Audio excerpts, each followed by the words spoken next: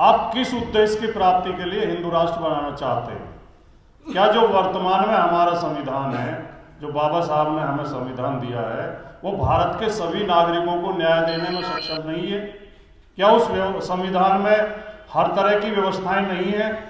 क्या वो संविधान देश के विकास के लिए पर्याप्त नहीं है? आप हिंदू राष्ट्र लाके, हिंदू राष्ट्र बना के कौन सी नई उपलब्धि हासिल करना चाहते हैं? और इस हिंदू राष्ट्र का प्रारूप क्या होगा?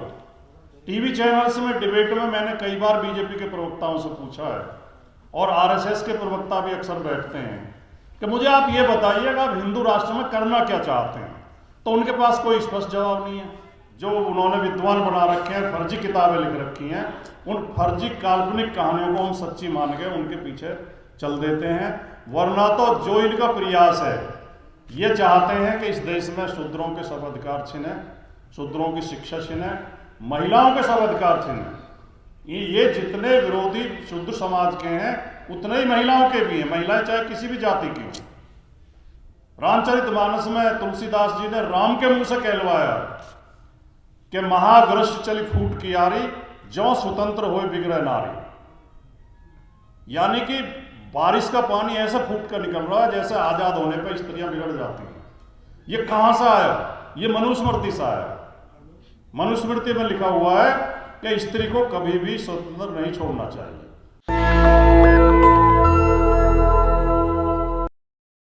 हिंदू राष्ट्र व्यवहारिक रूप से है या हिंदू राष्ट्र बनाना चाहती है एक पार्टी, या इस प्रयास में कुछ लोग लगे हुए हैं, इस सबसे पहले एक सवाल उठता है जो सबसे महत्वपूर्ण है और जिस पर हम सबको चिंतन करना चाहिए और उनसे पूछना चाहिए कि हिंदू राष्ट्र की आपको आवश्यकता क्यों है?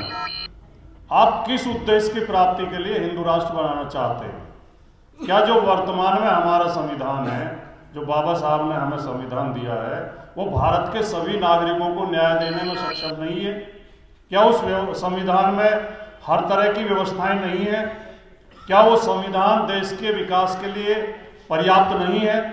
आप हिंदू राष्ट्र लाके, हिंदू राष्ट्र बना के कौन सी नई उपलब्धि हासिल करना चाहते हैं? और इस हिंदू राष्ट्र का प्रारूप क्या होगा? टीवी चैनल्स में डिबेट में मैंने कई बार बीजेपी के प्रवक्ताओं से पूछा है, और आरएसएस के प्रवक्ता भी अक्सर बैठते हैं कि मुझे आप ये बताइएगा आप हिंदू राष्ट्र में करना क्या चाहते हैं, तो उनके पास कोई स्पष्ट जवाब नहीं है, क्योंकि वो खुद कंफ्यूज हैं कि करना क्या चाहते हैं। क्योंकि जो बात मन में है उसे जुबान पर ला नहीं सकते, उसे लाने की हिम्मत नहीं है, और जो लाना चाहते हैं वो हो नहीं सकती। उसके लिए पूरा संविधान बदलना पड़ेगा या संविधान खत्म करना पड़ेगा। लेकिन इनकी बात अनर्गल भी नहीं है, बेसिर पैर भी नहीं है, आधारहीन भी नहीं है। क्योंकि जब 26 नवंबर 1949 को भारत की संविधान सभा में भारत का संविधान स्वीकृत किया गया, उसके 4 दिन बाद ही 26 नवंबर 1949 को, पहले मैं कुछ और डेट बोल गया शायद। अच्छा, उसके 4 दिन बाद 30 नवंबर को आरएसएस के प्रमुख गोलवलकर ने, इनका अखबार निकलता है ऑर्गेनाइजर, उसमें बहुत लंबा लेख लिख के ये बताया था कि हमें ये संविधान स्वीकार नहीं है, ये संविधान कटिंग पेस्टिंग का संविधान है, दूसरे संविधानों की नकल करके बनाया गया है, हमें मनुस्मृति पर आधारित संविधान चाहिए। ये उनकी सोच रही है। बीच बीच में आरएसएस के प्रमुख और भारतीय जनता पार्टी के नेता संविधान बदलने की बात करते रहे हैं, और अटल बिहारी वाजपेयी जी ने तो बाकायदा संविधान समीक्षा आयोग बना दिया था। तो ये लोग मनुस्मृति पर आधारित संविधान चाहते हैं, यानी कि, और एक बात और मैं इसमें जोड़ दूं, आपको भैया याद होगा, अभी पिछले सप्ताह ही देश के प्रधानमंत्री श्री नरेंद्र मोदी जी ने एक भाषण में कहा था कि जो ये थे अपने जो लाए थे शिक्षा नीति मैकाले ने 1935 में नई शिक्षा नीति लागू की थी। 2035 में हम मैकाले को इस देश से बाहर कर देंगे, मैकाले को पूरी तरह नेस्तनाबूद कर देंगे। तो मैकाले की शिक्षा नीति क्या लेके आई थी, या बाबा साहब का संविधान हमें क्या देता है, ये किस चीज को खत्म करना चाहते हैं? मैकाले की नई शिक्षा नीति ने इस देश में पहली बार ये व्यवस्था दी थी कि भारत के हर नागरिक को, हर बच्चे को शिक्षा प्राप्त करने का अधिकार है। और मनुस्मृति कहती है कि केवल ब्राह्मण वर्ग को ही शिक्षा देने और शिक्षा लेने का अधिकार है। शूद्र वर्ग को ना नए कपड़े पहनने का अधिकार है, ना पक्के मकान में रहने का अधिकार है, ना अच्छे बर्तनों में खाना खाने का अधिकार है, ना बराबर में बैठने का अधिकार है, ना किसी धर्म ग्रंथ को सुनने या पढ़ने का अधिकार है। ये इस तरह का हिंदू राष्ट्र ये चाहते हैं। कुछ लोग कहते हैं कि मनुस्मृति कर्म के आधार पर वर्ण विभाजन करती है। नो, वर्ण के आधार पर कर्म का विभाजन करती है। मनुस्मृति में साफ लिखा हुआ है कि कोई भी शूद्र अपने उसके लिए निर्धारित कर्मों से अलग कर्म नहीं कर सकता, और उसमें साफ लिखा हुआ है जन्म के आधार पर ही जातिवाद शुरू हो जाता है। कर्म करने का तो मौका ही नहीं देते। शुरू में बच्चे का जन्म होते ही अगर नामकरण किया जाए तो नामकरण में लिखा हुआ है कि ब्राह्मण का नाम बुद्धि सूचक शब्द से, वैश्य का नाम धन सूचक शब्द से, क्षत्रिय का नाम बल सूचक शब्द से, और शूद्र का नाम निंदा सूचक शब्द से शुरू होना चाहिए। यानी ब्राह्मण का नाम हो ज्ञान प्रकाश शर्मा, बुद्धि प्रकाश शर्मा, वैश्य का नाम हो धनपत राय, लखपत सिंह, करोड़ी सिंह, क्षत्रिय का नाम हो बलवान सिंह, ऊर्जावान सिंह, और हमारे नाम हो घसीटा, इतवारी, थावर, शनिचर, यहां तक कि गोबर नाम।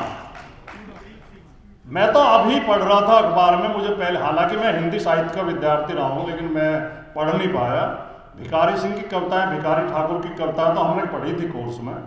भिखारी ठाकुर बिहार में पैदा हुए, नाई के परिवार में पैदा हुए, शूद्र समाज में पैदा हुए, तो बता रहे थे वो बड़े सुंदर थे पैदा हुए जब, तो बहुत सुंदर बच्चा। तो हमारी ये मानसिक गुलामी है कि हम बच्चे का नाम रखने के लिए पंडित जी को बुलाते हैं। मकान बनाएंगे, मेहनत करेंगे, खून पसीना बहाएंगे, कर्जा लेंगे, गृह प्रवेश पंडित जी से पूछ के करेंगे। बच्चे पैदा करेंगे, उन्हें खूब प्यार करते हैं, उन्हें पढ़ाई लिखाएंगे, शादी उनकी पंडित जी से पूछ के तय करेंगे। तो पंडित जी को बुलाया गया कि इस बच्चे का नाम रख दो। तो पंडित जी ने देखा, यार नाई के घर में इतना सुंदर बच्चा, उसने कहा ये तो बहुत जल्दी मर जाएगा, इसकी तो मौत आ जाएगी। बोले जी क्या करें, इसका कोई खराब सा नाम रख दो। बोले जी क्या करें, बोले भिखारी रख दो। और वो भिखारी ठाकुर इतने बड़े कवि हुए कि उन्हें बिहार का शेक्सपियर कहा जाता है। तो ये इस हिंदू राष्ट्र में होगा क्या? मैं पिछले 2-3 दिन के अखबारों की आपको खबर बताता हूँ, आप में से कुछ लोगों की नजर पड़ी होगी। मध्य प्रदेश में कोई मंदिर है, उसमें जो भगवान की महाप्रभु की मूर्ति है वो 3-4 दिन से बीमार चल रही है। मूर्ति को बुखार हो गया, उसे काढ़ा दिया जा रहा है।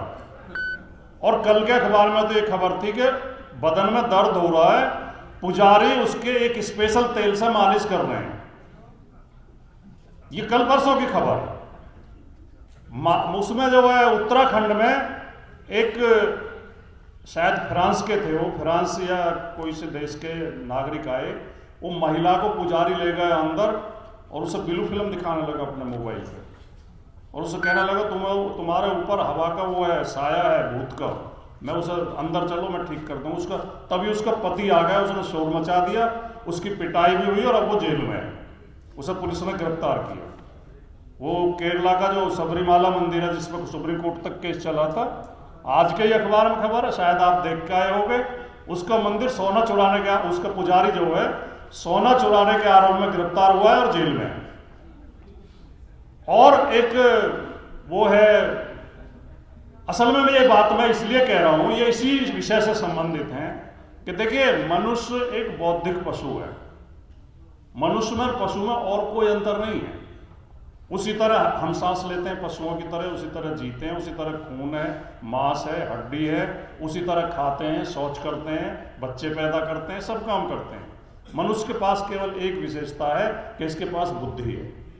अन्य पशुओं में बुद्धि विकसित नहीं हो पाई। जब हम मनुष्य की जाति का, मनुष्य का इतिहास पढ़ेंगे तो उस समय पता चलेगा कि मनुष्य में धीरे धीरे बुद्धि विकसित हुई। पहले मनुष्य भी पशु की श्रेणी में ही था। तो जो मनुष्य अपनी बुद्धि का प्रयोग न करे उसे आज भी पशु ही समझे। और ये हिंदू राष्ट्र का केवल एक प्रयास है कि हम लोग अपनी बुद्धि का प्रयोग करना बंद कर दें और उनकी बुद्धि के अनुसार चलें। इसलिए वो हमें ऐसी ऐसी चीजें परोसते हैं कि महाप्रभु के बदन में दर्द हो रहा है, पुजारी जी मालिश कर रहे हैं, अब 3 दिन तक दर्शन नहीं होंगे, और हम मान लेते हैं। एक वो इन्होंने बाकायदा, अभी जो दिल्ली में आरएसएस का ऑफिस है उसमें एक बाकायदा लगभग 100 कथावाचकों की मीटिंग की गोपनीय, और उनको सबको फंड दिया है, और वो जिस जिस स्टेट में चुनाव हो रहे हैं उसी उसी जाके स्टेट में कथा कर रहे हैं। और वहां जाके क्या कहते हैं, आपने एक उसकी सुनी होगी जिसे ये वो बताते हैं हिंदू राष्ट्र का नारा दे रहा है जो आजकल, जिसने भी यात्रा भी निकाली थी, तो वो कह रहा है कि कल मेरी रावण से बात हुई, मैंने कहा हेलो डियर रावण कैसे हो, और मेरे पास हनुमान का नंबर है, और उसने ये भी कहा मीडिया के सामने कहा कि मुझे मोदी जी मुझे मौका दें, मैं बता दूंगा आतंकवादियों का आक्रमण कब होने वाला है देश के ऊपर, कहां से आतंकवादी आएंगे। और कहता था कि मैं गंभीर से गंभीर बीमारी का इलाज कर देता हूं मंत्र से, कैंसर जैसी बीमारी का भी इलाज कर देता हूं। और उस यात्रा में उसे बुखार हो गया तो थर्मामीटर लगाए, फोटो सबने देखी होगी, डॉक्टर आया, खुद डॉक्टर से दवाई लेंगे, हमें बहकाएंगे कि मंत्र से इलाज कर दूंगा, हमारे बच्चों को कांवड़ लेने के लिए भेज देंगे, अपने बच्चों को विदेश में पढ़ाएंगे अंग्रेजी स्कूलों, उनके बच्चे IAS IPS बनेंगे, हमारे बच्चों के हाथ में त्रिशूल देकर उन्हें दंगाई बनाना चाहते हैं। जब तक हम इनकी बातों में बहकावे में आते रहेंगे, इनकी बातों को विश्वास करते रहेंगे, तब तक ये खतरा हमारे ऊपर मंडराता रहेगा। केवल हमें अपनी बुद्धि का प्रयोग करना है, अपने विवेक का प्रयोग करना है। वो कह रहे थे एक दिन, मोदी जी खुद अपने उसमें बोल रहे थे कि दुनिया की पहली सर्जरी तब हुई थी जब गणेश जी का सिर काट कर हाथी का सिर लगाया गया था। अगर ये सर्जरी थी तो आज किसी आदमी को हाथी का सिर लगा के दिखा दो, बढ़िया से बढ़िया डॉक्टर बुला के, आज जिंदा कर दो उसे, अगर कोई जी जाए हाथी का सिर लगने के बाद। एक और इनका नेता है अनुराग ठाकुर, वो जाकर बच्चों के स्कूल में कह रहा था कि पहला अंतरिक्ष यात्री हनुमान जी थे। अब इन बातों पर जो विश्वास करे, मतलब हनुमान जी ने सूरज को मुंह में देख लिया था, वो सूरज जो पृथ्वी से 109 गुना बड़ा है आकार में, वो सूरज जो पृथ्वी से 15 करोड़ मील दूर है, 15 करोड़ किलोमीटर दूर है, जिसका टेम्परेचर इतना है कि 1000-2000 किलोमीटर दूर भाप बन के उड़ जाओगे, बल्कि 1 लाख किलोमीटर दूर तक अगर पहुंच गए आप सूरज के तो भाप बन के उड़ जाओगे, इतना टेम्परेचर उसका है। उस सूरज को मुंह में दे लिया था। हनुमान जी जब लंका के लिए जा रहे थे तो उनका पसीना गिर गया, पसीना मछली के मुंह में चला गया पेट में, और मछली गर्भवती हो गई, और उससे हनुमान जी का बेटा पैदा हो गया। और फिर जब हनुमान जी राम लक्ष्मण को छुड़ाने गए मंदिर में, तो वही बेटा वहां पहरे पर खड़ा था गदा लिए हुए, और वो उनसे हनुमान जी से लड़ा। अब कोई तर्क है, कोई लॉजिक है? पसीने से कैसे गर्भ हो जाएगा? फिर बंदर के पसीने से मछली गर्भवती कैसे हो जाएगी? फिर मछली के पेट से बंदर का बच्चा कैसे पैदा हो जाएगा? उसकी शक्ल भी हनुमान जैसी। तो हम जब तक, देखिए, इनकी सारी कहानियां काल्पनिक और झूठी हैं, और हमारे जो महापुरुष हैं वो सच्चे हैं, और उन्होंने व्यवहारिक हमारे आज के प्रयोग में आने वाले बातें हमारे लिए लिखी हैं। हम अपने महापुरुषों की अपने बच्चों के लिए लाभदायक बातों को अपनाते नहीं हैं।